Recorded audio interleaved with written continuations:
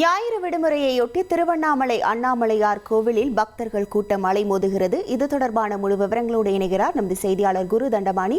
வணக்கம் குரு தண்டபாணி. எவ்வளவு நேரம் காத்திருப்புக்கு பின்னர் பக்தர்கள் தரிசனத்திற்காக அனுமதிக்கப்படுகிறார்கள்? அங்கு இருக்கக்கூடிய கள நிலவரங்கள்.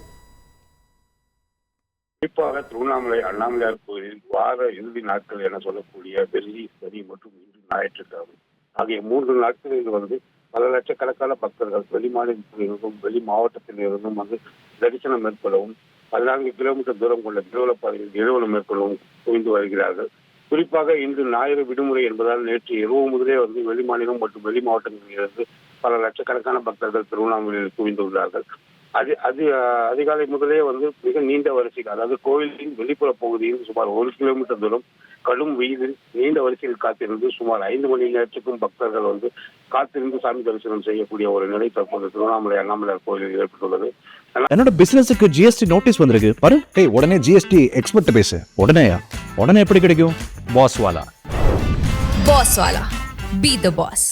அண்ணாமலையார் கோயிலில் அதிகாலையில் நடை திறக்கப்பட்டு அண்ணாமலையார் மற்றும் பரசக்தி அம்மனுக்கு சிறப்பு பூஜைகள் மற்றும் ஆராதனைகள் நடைபெற்றது. இதன் பின் பக்தர்கள் அதிகாலை முதலே மிக நீண்ட வரிசையில் காத்திருந்து தரிசனம் செய்து வருகிறார்கள்.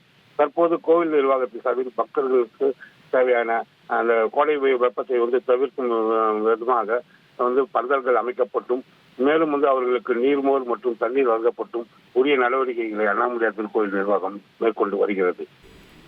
உங்கள் முழு விவரங்களுக்கு நன்றி குரு தண்டபாணி.